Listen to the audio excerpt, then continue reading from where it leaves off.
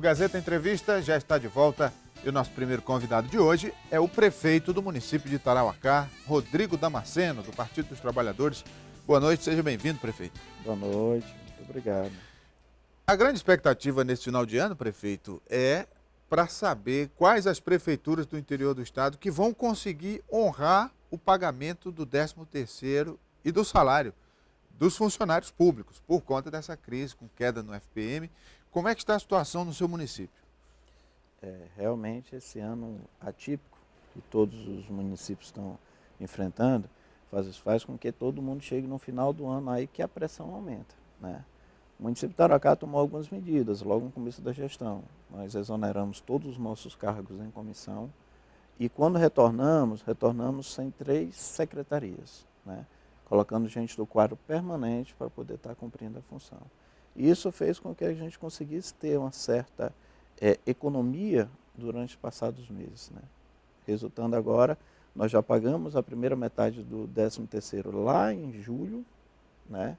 E dia 10 agora vamos pagar a segunda metade do 13º e dia 20 nós iremos pagar o salário do mês de dezembro no município de Tarauacá. E para o ano que vem, qual é a projeção que o senhor faz de orçamento, de verbas, FPM, arrecadação própria? Para o ano que vem nós já temos, olha, só a título de orçamento propriamente dito. Nós tínhamos um orçamento no ano de 2015, um orçamento que chegava a 80 milhões, né? Esse orçamento agora para esse ano de 2016, ele vai gerar em torno de 60 milhões. Só aí já teve uma queda de 20 milhões de perspectiva orçamentária para o ano de 2016. Esses 20 milhões, queda no FPM, no repasse de ICMS, na arrecadação municipal? Ele é distribuído, né? Sim. E tem também de investimentos, né? Uma coisa que a gente procurou trabalhar muito em Tarauacá foi com investimentos. Já vim aqui, inclusive, falar de alguns desses investimentos. E nesse ano de crise, o governo federal está contingenciando. Inclusive, esses investimentos de emendas parlamentares estão sendo contingenciados. Então, a nossa perspectiva para o ano de 2016 é que tenhamos um ano tão difícil ou ainda mais difícil ainda do que foi 2015. E isso para as prefeituras, gestões. No caso, esses 20 milhões que o senhor vai ter que cortar, vai cortar de onde? De várias áreas, né? A área de investimento é a sua maioria, né? A área de investimento, nós fizemos um grande investimento na educação, né? E as obras estão sendo entregues, então elas estão saindo do orçamento. Então acaba sendo a educação uma das que mais vai sentir. Mas também tem cortes na saúde, vai ter cortes no setor de obras, né? De serviços, né? Cortes na promoção social, cortes porque nós temos que se adequar. O E município se não se adequar, vai... de Tarauacá, e não é diferente de outros municípios, já enfrenta problemas em algumas áreas. Por exemplo, a gente tem notícia de que na área de saúde falta medicamentos, falta profissionais. Até que ponto isso procede? Enfim, o senhor é médico, conhece da área. Como é que está a situação da saúde lá em Tarauacá? Eu respondi a uma enquete agora há pouco. Assim, a saúde é um tema em que sempre vai estar faltando alguma coisa. Porque no momento que você está doente, você está mais sensível. E se não é atendido no momento da procura, você acaba ficando bastante chateado. Então, a saúde é um dos pontos mais sensíveis que a gente tem de qualquer gestão. Do município de Tarauacá, nós tivemos grandes avanços. Por exemplo, quantidade de médicos. Nós tínhamos 2 médicos quando recebemos a prefeitura. Hoje nós temos 10. 7 médicos dos mais médicos e 3 médicos contratados. Poderia ter mais médicos ainda trabalhando no município? Poderia, e eu até gostaria, né? Mas eu acho que se a gente fizer uma comparação do que era antes para o que está agora, a gente tem uma significativa melhora em quantidade de médicos. 2 passou para 10. Sobre a medicação, nós mandamos toda semana uma lista para os postos. É uma lista que tem mais de 60 itens, né?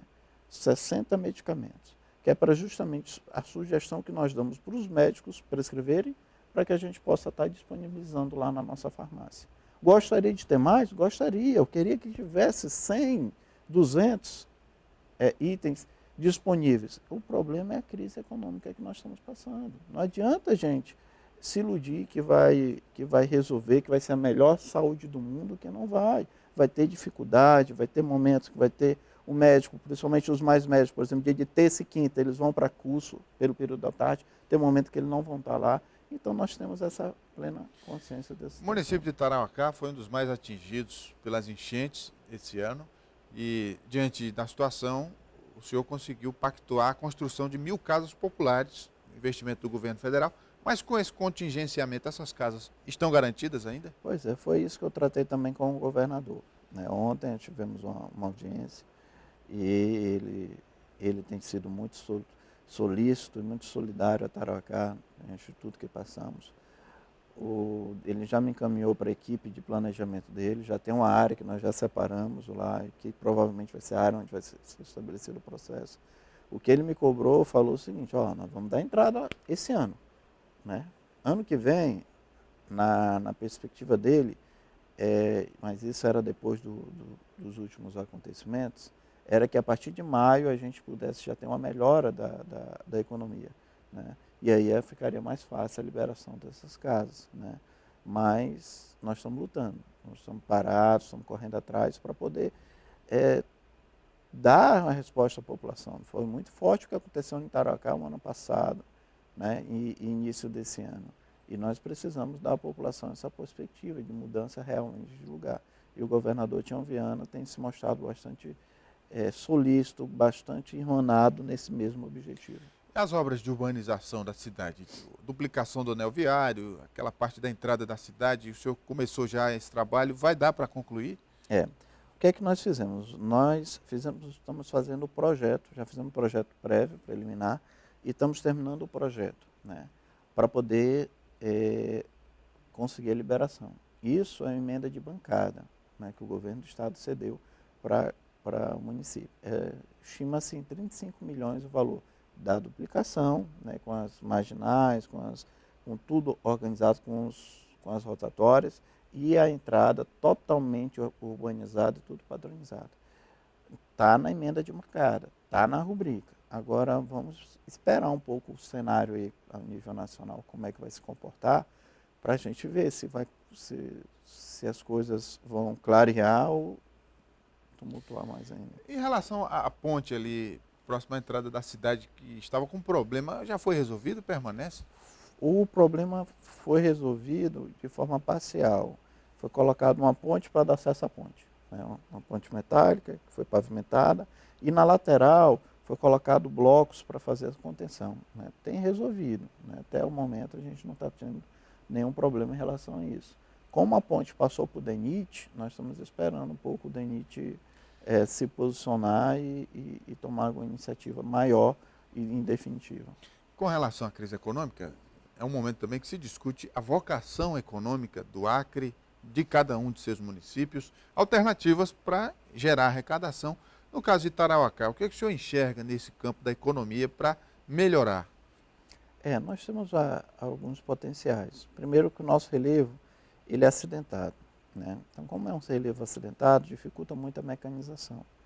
Mas nós temos uma vocação muito grande, por exemplo, para a pecuária. Hoje nós somos o maior rebanho do Vale do Juruá. Nós temos uma vocação muito grande para a piscicultura. Né? Foram construídos 500 tanques em Tarauacá nesses últimos 2 anos. Né? Nós temos uma vocação para a farinha, a nossa farinha Milito, ela é elogiada onde quer que chegue e agora está tendo empacotadeira. Então a tendência é a gente conseguir novos mercados para ela também. Né?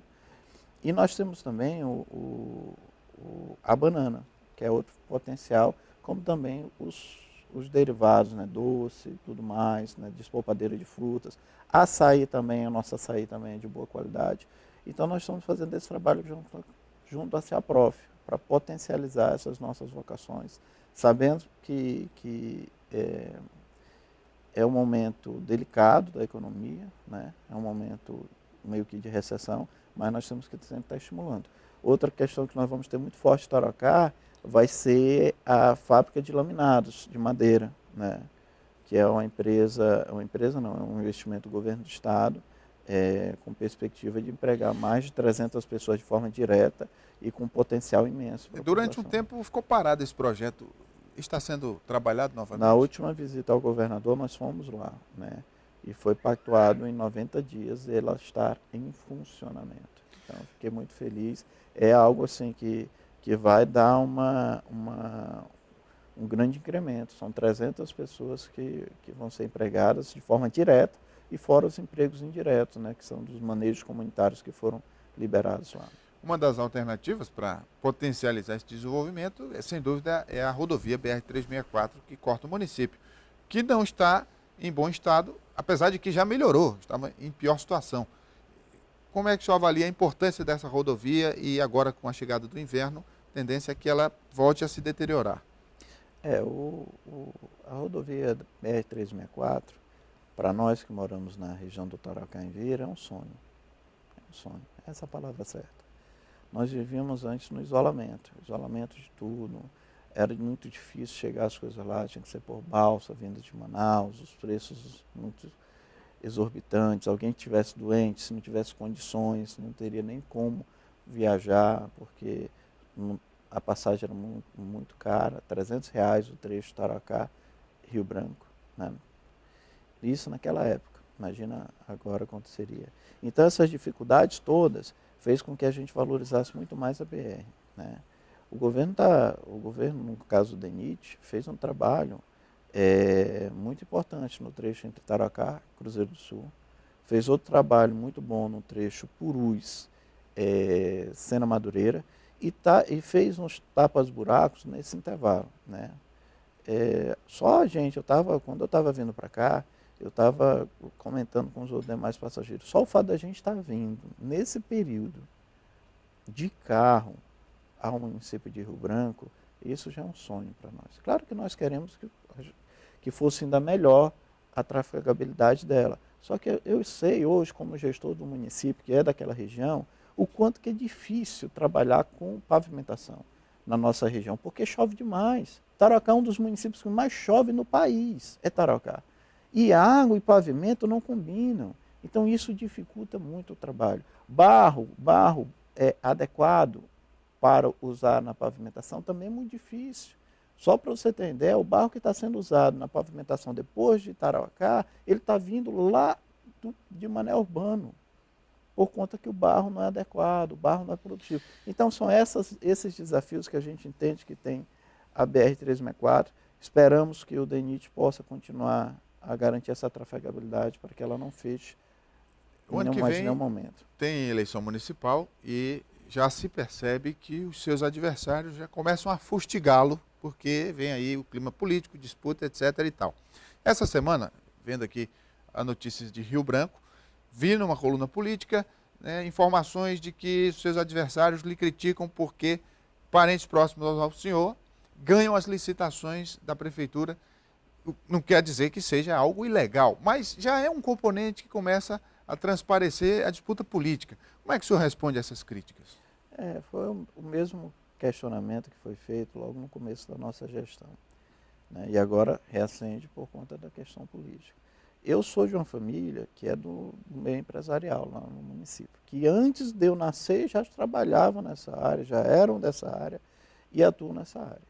E o pregão registro de preço, que é a modalidade que nós mais utilizamos em Tarauacá, que na minha avaliação é mais justa, que é que dá acabar com aquela história da carta convite, aquele apadrinhamento que existia antigamente, inclusive no meu município, nós introduzimos o pregão registro de preço.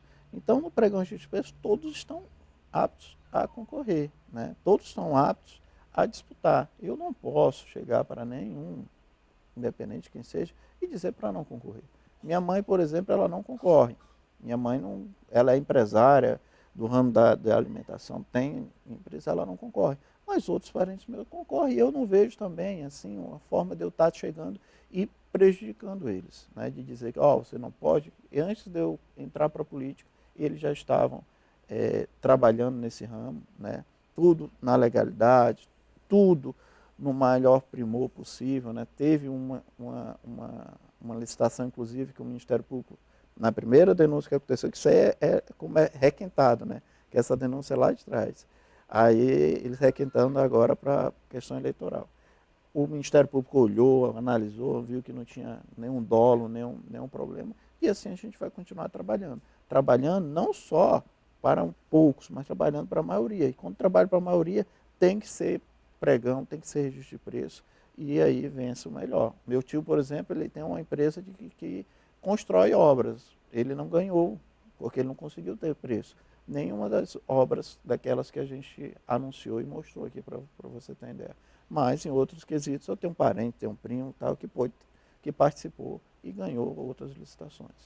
Muito bem, conversei aqui com o prefeito de Tarauacá, Rodrigo Damasceno, do Partido dos Trabalhadores. Muito obrigado pela vinda, prefeito. Obrigado, mais uma vez, um grande abraço a todos. O Gazeta Entrevista vai dar uma paradinha, a gente volta daqui a pouco, depois do intervalo. Continue com a gente.